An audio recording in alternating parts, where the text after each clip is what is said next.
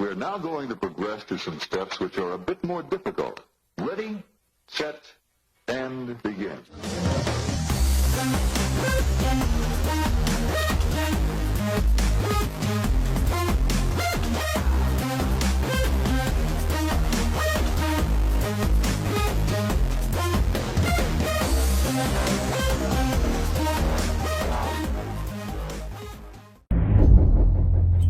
It's important to understand what the 5G is doing and what they say it's doing. We're told on the IEEE beamforming document that this technology cooked your eyes like eggs in World War II.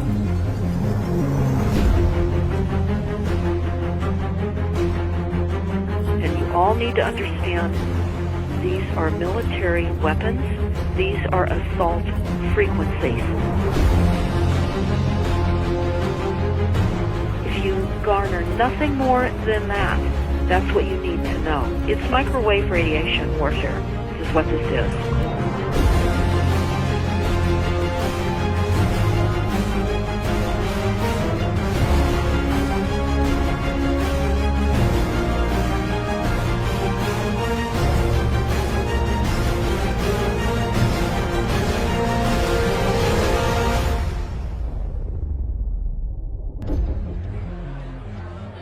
Ladies and gentlemen, please join me in welcoming to the National Press Club Federal Communications Commission Chairman Tom Wheeler.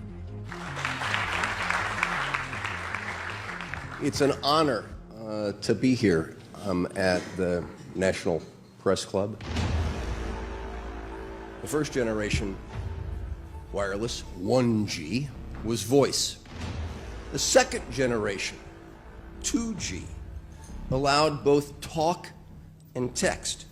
The third generation, 3G, the internet, in a limited way.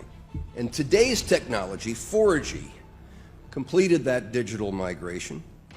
But if anyone tells you that they know the details of what 5G is going to become, run the other way. This video is brought to you by the number 5 and the letter G. And pretty soon, everything else will be too. You must consider the whole part played by electricity in nature. Human beings cannot go on developing in the same way in an atmosphere permeated on all sides by electric currents and radiations. It has an influence on the whole development of man. This life of men in the midst of electricity, notably radiant electricity, will presently affect them in such a way that they will no longer be able to understand the news which they receive so rapidly. The effect is to damp down their intelligence. Such effects are already seen today. Even today, you can notice how people understand the things that come to them with far greater difficulty than they did a few decades ago. Rudolf Steiner, 1924. Rudolf Steiner noted that in 1924, since then our atmosphere has become far more permeated with electric waves of widely diverse types.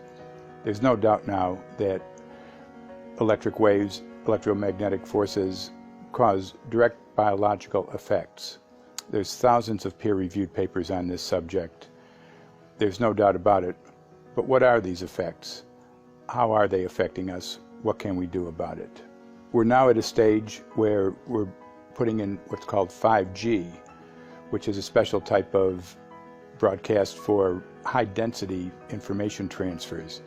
And it turns out that this is the same frequency bands that are used in crowd dispersal weaponry.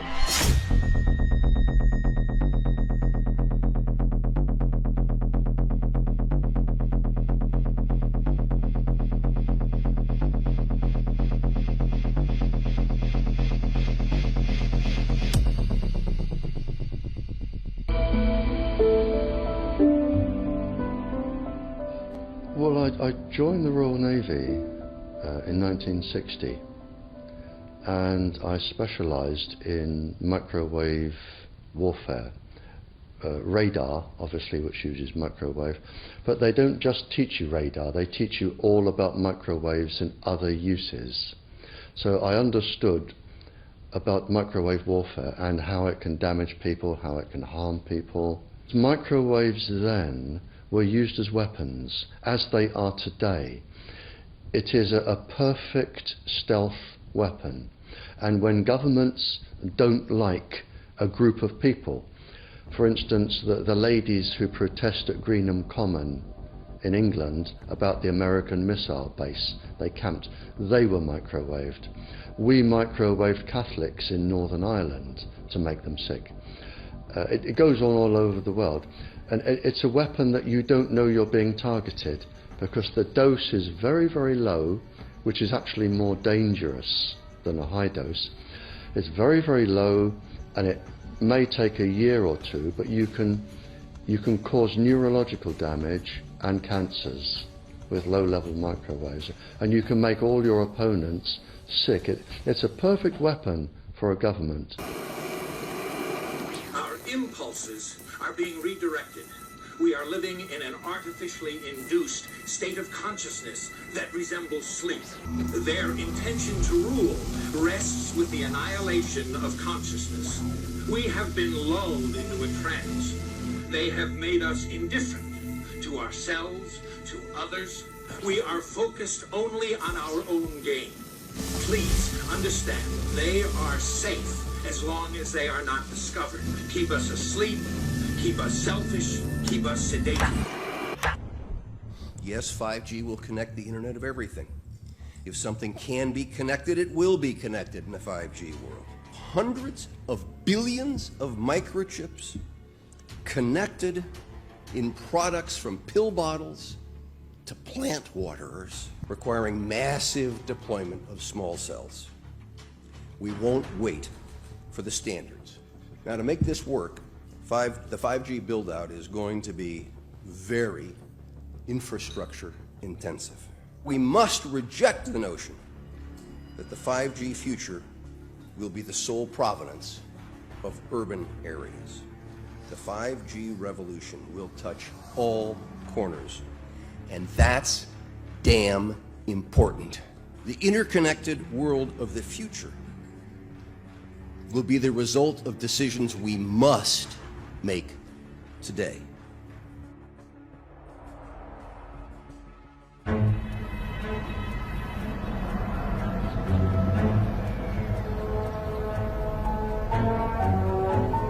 The main issue before us today is Senate Bill 637 and Senate Bill 894, the former by Senator Hune, the latter by Senator Knopf. We're going to invite the first four witnesses in support of the legislation, and that would be John Jones with Sprint, David Lewis and Andy Emerson with AT&T, Neil Krevda with Verizon, and Frank Alcavetti Jr. with T-Mobile. So be straight with me.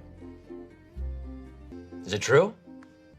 It could be. No, well, come very, on. very no few cases. Proof there at was all. an unfortunate really incident out in Iowa. situation. Look, gentlemen, practice these words in front of the mirror. Although we are constantly exploring the subject, currently there is no direct evidence that links cell phone usage to brain cancer.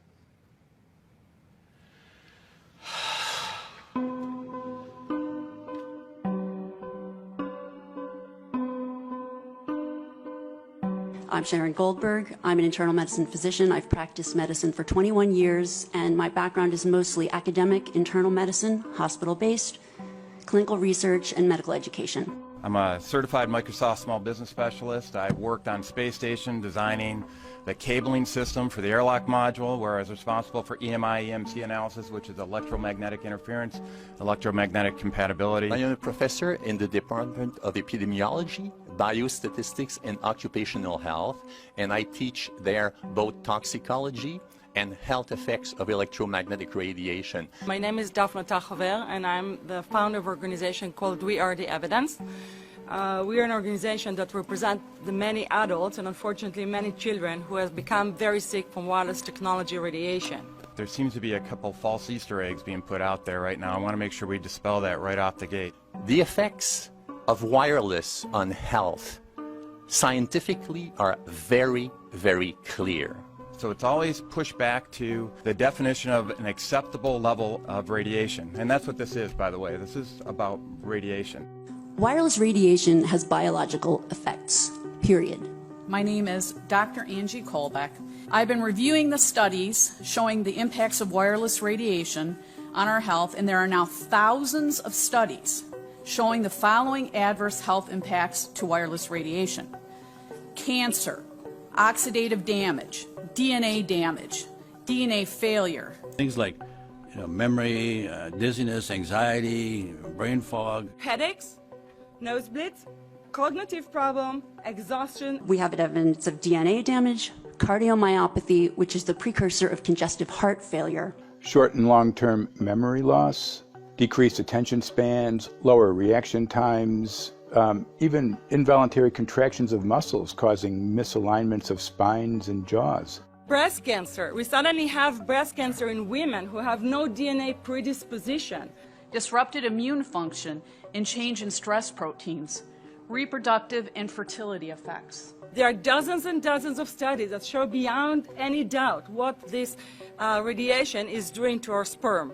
Now, if you take the cell phone out of your pocket, the sperm will recuperate within 3 to 4 months. What would not recuperate would be the damage to the DNA of the sperm. That is irreparable. The wife of the ex-governor of Indiana was diagnosed with glioblastoma. Same brain tumor Ted Kennedy had and John McCain had. Did you look at John McCain's car? This is a cell phone brain tumor. LeBron James, one of our sports people, had a salivary gland tumor.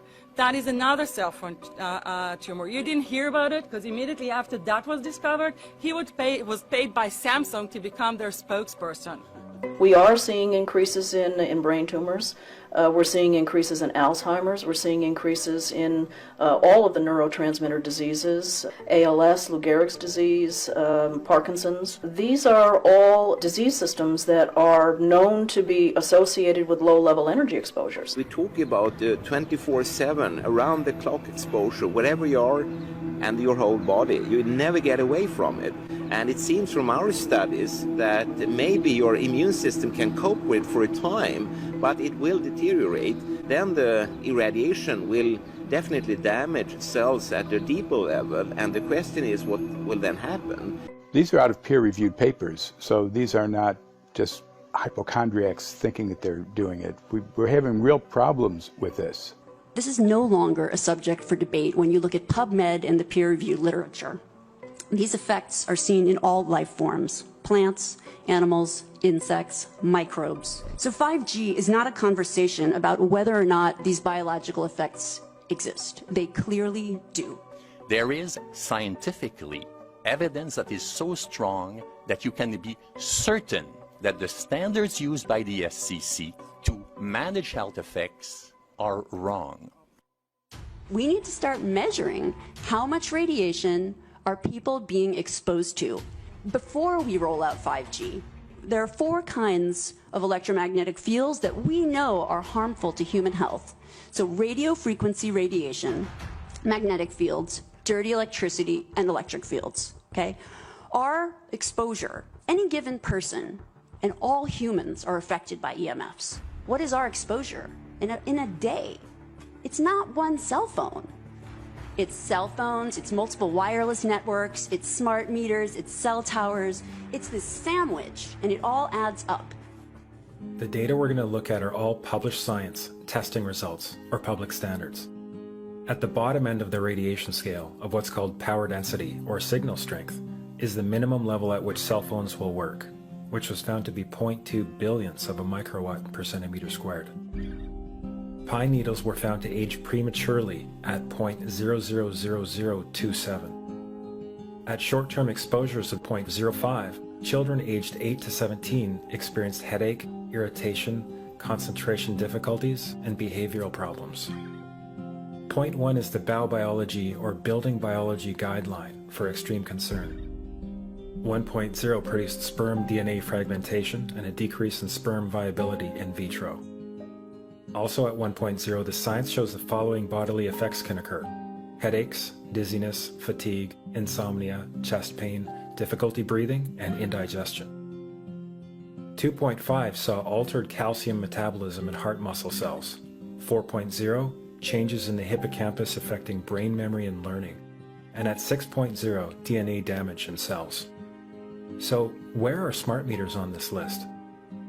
Electrical Power Institute in December 2010 measured a single Itron smart meter with pulses up to 7.93 microwatts per centimeter squared. Our own testing indicated approximately 8.0 with 1 meter. These tests are at a close distance, approximately 1 foot away from the meter, but an infant's crib could be just as close on the other side of the wall where the meter or bank of meters are installed.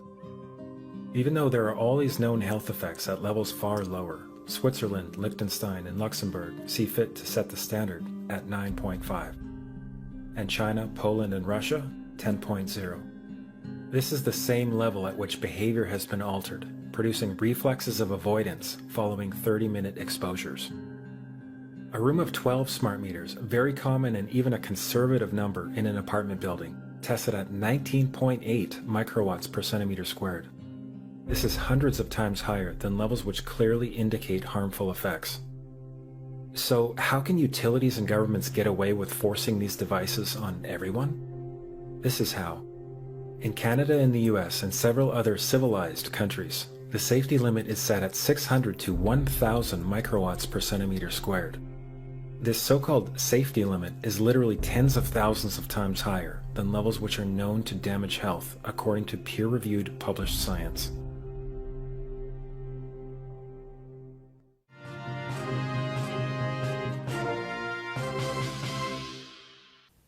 Faster, better, more reliable internet. That's the promise of 5G technology, but there is also the peril. Health hazards associated with radio frequency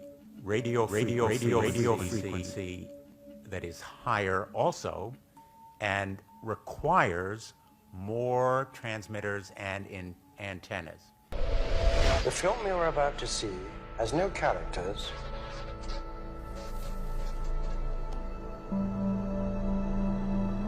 If you spare a little of your imagination, it is a film to describe to you the effect of cymatic frequencies on matter.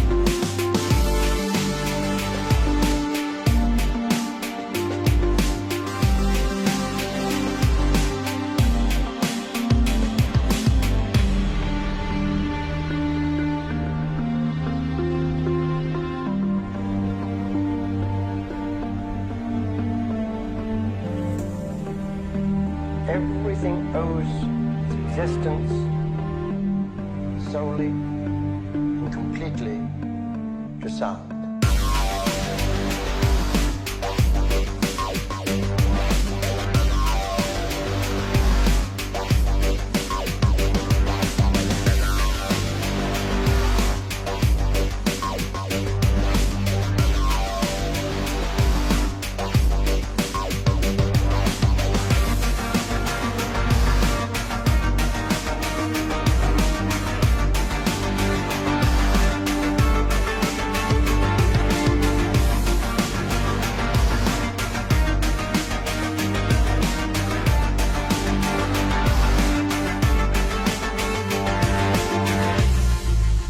But if anyone tells you that they know the details of what 5G is going to become, run the other way.